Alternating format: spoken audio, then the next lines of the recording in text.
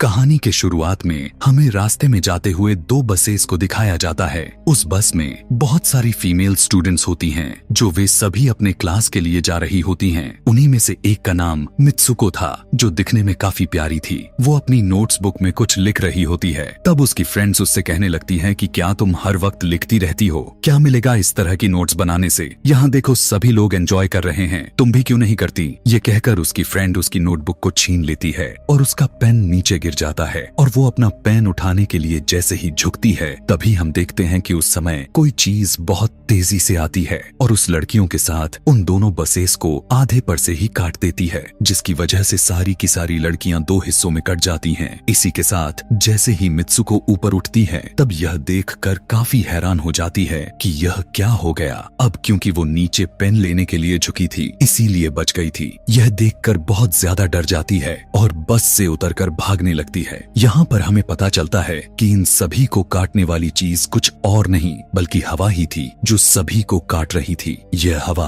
अब मित्सुको के पीछे भी पड़ जाती है। यह देखते हुए मित्सुको चिल्लाते हुए काफी तेजी से भागने लगती है। भागते समय उसे आगे 4 लड़कियां और भी दिखाई देती हैं और वो उन्हें झुकने के लिए कहती हैं, लेकिन काफी देर हो चुकी थी। वो हवा उन्हें भी आधे पर से काट कर चली जाती है। लेकिन उनमें से मित्सुको एक लड़की को बचा लिया था कि तभी इन्हें कुछ साइकिलिंग करते हुए लड़कियां नजर आती हैं, जो कहीं पर जा रही थीं। उन्हें भी ये बचाने की कोशिश करती हैं, लेकिन वो हवा उनके साथ भी वही करता है जो अभी इनके दोस्तों के साथ हुआ। और इसी दौरान वो लड़की भी मारी जाती है, जिसे अभी उस अदृश्य चीज से बचाया था। अब वो यह देखकर काफी डर जाती है और वो इधर उधर भागने लगती है। आगे हम देखते हैं कि मित्सुको जब एक नदी के पास जाती है, तो वो यह देखकर हैरान हो जाती है कि उस नदी में भी पहले से बहुत सारी डेड बॉडीज पड़े हुए थे, जिसने हवा ने यानी उस अदृश्य चीज ने काट दिया था। वहाँ से वो एक डेड बॉडी के कपड़े लेकर चेंज कर लेती है। अगले सीन में हम देखते हैं कि मित्सुको चलते चलते एक स्कूल में पहुंच चुकी है, जहाँ पर और भी बहुत सारी फीमेल स्टूडेंट्स थीं।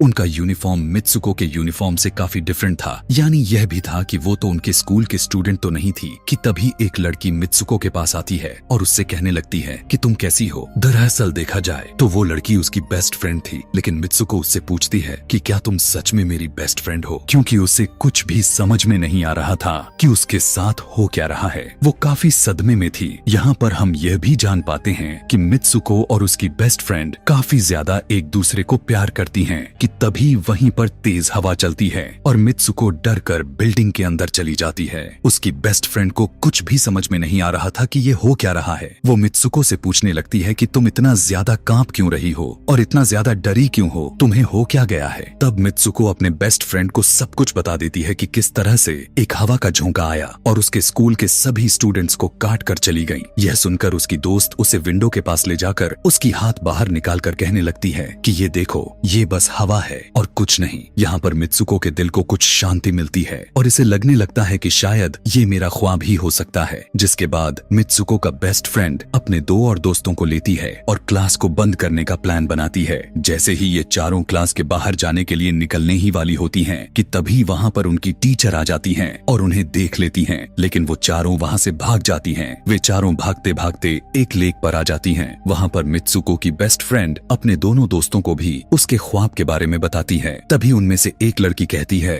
कि हो सकता है कि यह सच हो, जैसे मिरर वर्ल्ड होती है जहाँ पर इस दुनिया से ऑपोजिट यानी उल्टा होता है। यह कहकर वो तालाब में एक पत्थर फेंक कर कहने लगती है कि देखो, यहाँ पर मैंने तो पत्थर फेंका है, लेकिन हो सकता है कि दूसरी दुनिया में मैंने ऐसा ना किया हो। कि तभी अचानक से उस तालाब में से एक क्रोकोडाइल निकल कर आता है, उसमें से एक लड़की को खा जाता है। फिर वो लड़की कहने लगती है कि देखो, मैंने कहा था ना, जो इस दुनिया में होता है वो उस दुनिया में बिल्कुल भी नहीं होता, और जो उस दुनिया में हो रहा है वो इस दुनिया में नहीं हो सकता। तो इसको भी उसी दुनिया में मगरमच्छ ने खाया है। और यहाँ पर ये देखो, ये तो बिल्कुल सेफ है। उसी लेक के पास एक बिस्तर यानी एक बेड नजर आता है। ये चारों उस बेड से तकिए को उठाकर खेलने लगती हैं कि तभी हम देखते हैं दूर से 2 लड़कियां इन्हें देख रही थीं। उन दोनों लड़कियों में से एक ब्राइडल बनी हुई थी, क्योंकि ये दोनों लड़कियां आपस में एक दूसरे से शादी कर ली थीं। जिसके बाद उनमें से एक फ्रेंड बताती है कि हमें कुछ ऐसा करना होगा जो उस दुनिया में इम्पॉसिबल हो, क्योंकि हमारे किस्मत तो पहले से लिखी जा चुकी है, लेकिन हम इसे बदल भी सकते हैं। जिसके बाद ये सभी लड़कियां अपने स्कूल में वापस आती हैं और नेक्स्ट लेक्चर लेने के लिए क्लास में चली जाती हैं कि तभी मित्सुको देखती है उसके पास एक तकिया पड़ा हुआ है।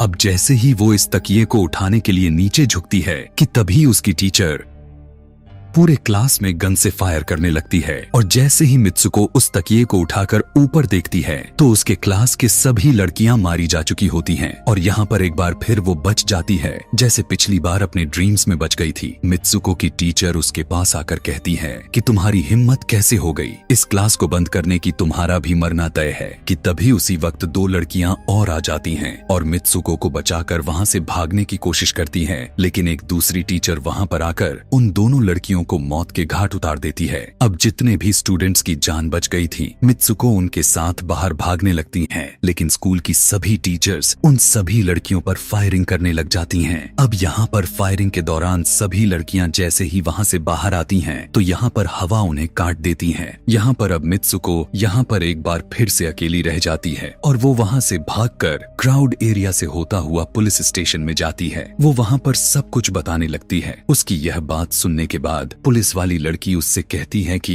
लेकिन तुमने स्कूल वाली कपड़े तो नहीं पहने हुए हैं। और जब वो उसके सामने एक मिरर को रखती है तब मित्सुको उस मिरर में देखती है कि वो तो एकदम से बदल गई होती है और लोग उसे मित्सुको के नाम से नहीं बल्कि उसे किसी और नाम से बुला रहे थे। यहाँ पर हमें पता चलता है कि उसकी शादी होने वाली थी। तब वही पुलिस ऑफिसर उसे उसकी शादी के लिए लेकर जाती है। यह देखकर आसपास के लोग उसे कॉन्ग्रेचुलेशंस दे रहे थे। अब जैसे ही वे सभी उसे लेकर चर्च पहुंचते हैं तो मित्सुको को बेस्ट फ्रेंड भी वहीं पर मौजूद होती है। मित्सुको उससे पूछने लगती है कि यह सब मेरे साथ क्या हो रहा है। तब उसकी दोस्त उससे कहती है कि अभी खामोश रहो, हम अभी किसी के कंट्रोल में हैं, बस जैसा मैं कहूँ तो तुम वैसा ही करो। और यह कहते हुए वो उसका वेडिंग ड्रेस पहनाती है और उसे वहाँ जाने के लिए कहती है। अब जैसे ही वो अपनी मैरिज सेरेमनी के लिए आगे बढ़ती है तो वहाँ की सभी लड़कियाँ उसका मजाक उड़ाने लगती हैं। यह देखकर उसकी बेस्ट फ्रेंड एक एक करके सभी को मारना शुरू कर देती है। जिसके बाद जैसे ही मित्सुको आगे बढ़ती है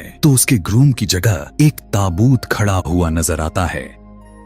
उस ताबूत को खोले जाने पर एक बड़ा पिग बाहर निकल कर आता है। मित्सुको उसे देखकर काफी ज्यादा डरने लगती है और एक टूटी हुई बोतल से उस पर अटैक कर देती है। जिसके बाद मित्सुको और उसकी बेस्ट फ्रेंड चर्च से भागते हुए बाहर आ जाती हैं। यहाँ गेट पर भी दो लड़कियां इन्हें रोकने की कोशिश करती हैं, लेकिन मित्सुको की बेस्ट फ्रेंड इन्हें मारकर वहाँ से भाग जाते हैं। उधर मित्सुको दूसरी तरफ भाग रही थी क्योंकि अब उसे लगने लगा था कि उसके साथ कुछ ज्यादा ही गलत हो रहा है। आगे जाने पर एक और मिरर में खुद को देखती है तो वो एक बार फिर से खुद को बदला हुआ पाती है। अब जिस जगह पर मित्सुको थी वहीं पर रेस हो रही थी कि तभी उसके पास कुछ लड़कियां आकर उससे कहने लगती हैं कि तुम तो बहुत अच्छी रेसर हो, खड़ी क्यों हो, भाग क्यों नहीं रही। और जब वो भागना स्टार्ट करती है तब वो खुद में काफी एनर्जी फील करने लगती है। जिसके बाद मित्सुको रेस जीतने की पूरी कोशिश करने लगती है। भागते समय उसे अपने डेड फ्रेंड्स भी नजर आती हैं जो कुछ वक्त पहले उसके स्कूल में मारी जा चुकी थीं। कि तभी उसी वक्त उसकी बेस्ट फ्रेंड भी आ जाती है। तभी ये दोनों नोटिस करती हैं कि वही पिग और वो औरतें जिन्होंने इनको चर्च में रोक रही थीं, वो सभी इन्हीं के तरफ आ रही थीं। भागते समय कुछ लड़कियां मित्सुको से कहने लगती हैं कि इस दुनिया से बाहर चली जाओ। इसके बाद हम आगे देखते हैं कि मित्सुको भागते भागते एक सुनसान अंधेरी जगह पर आ जाती है। वहीं पर कुछ स्टूडेंट्स नजर आती हैं जिन्होंने यूनिफॉर्म पहना हुआ था। वो सभी लड़कियां मित्सुको से कहने लगती हैं कि हम सभी मरे हुए हैं और तुम्हें भी मार देंगे। लेकिन तभी मित्सुको की बेस्ट फ्रेंड वहां पर आकर उस लड़की को मारकर वहां से मित्सुको को भगा ले जाती है। मित्सुको की बेस्ट फ्रेंड उसे अपना नाम जोर जोर से पुकारने के लिए कहती है, जिस पर मित्सुको अपना नाम जोर जोर से लेने लगती है। इसी के साथ मित्सुको अपना असली रूप में वापस आ जाती है। उसकी बेस्ट फ्रेंड उसे अपना हाथ दिखाते हुए कहती है कि प्लीज मेरे हाथ में जो वायर लगी हुई हैं उसे बाहर खींच दो ताकि मैं इस दुनिया से बाहर जा सकूं। लेकिन मित्सुको को डर भी था कि कहीं यह वायर खींचने से उसकी जान न चली जाए। और क्योंकि मित्सुको अपने बेस्ट फ्रेंड को काफी ज्यादा प्यार करती थी इसलिए वो ऐसा नहीं करना चाहती थी, लेकिन ज्यादा उसे फोर्स करने पर वो उसकी वायर्स खींच देती है।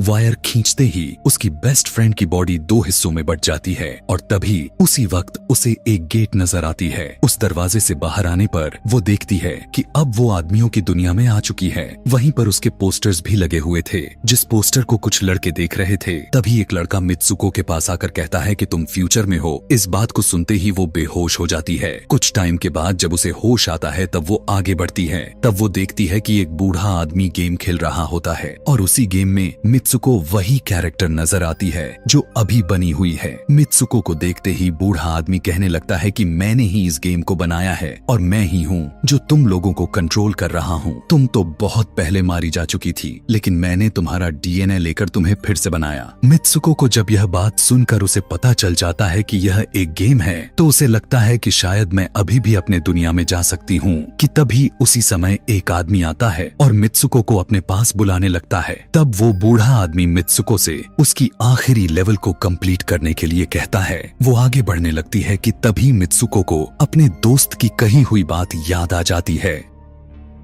कि अगर हम इस दुनिया में कुछ ऐसा करेंगे जो दूसरी दुनिया में इम्पॉसिबल हो तो तुम इस गेम से बाहर आ जाओगी। और इसी के साथ वो इस आदमी का गला दबा देती है और कहने लगती है बस करो हमारे साथ खेलना। यह कहकर मित्सुको उस बूढ़े आदमी की छड़ी को उठाकर अपने पेट में घुसा देती है, जिस वजह से उसकी मौत हो जाती है। और यहाँ पर हम देखते हैं कि बूढ़ा आदमी यह सोच भी नहीं सकता था कि मित्सुको ऐसा कुछ कर सकती थी और इसी के साथ उसकी डेस्टिनी पूरी तरह से चेंज हो जाती है। वो इस दुनिया में यानी गेम में तो मर चुकी थी, लेकिन असली दुनिया में वो अभी भी जिंदा थी। आगे हमें ये भी दिखाया जाता है कि मित्सुको के बाकी के कैरेक्टर्स भी किसी न किसी वजह से अपने आप को मार लेते हैं और अब वे सभी गेम का पार्ट नहीं थे। अगले सीन में हमें मित्सुको को बर्फीले जगह पर लेटा हुआ दिखाया जाता है और अब वो अपने रियल वर्ल्ड में आ चुकी थी। और इसी के साथ यह दिमाग घुमा देने वाली कहानी यहीं पर खत्म हो जाती है। आगे और भी ऐसे ही एक्सप्लेनेशन मूवीज देखने के लिए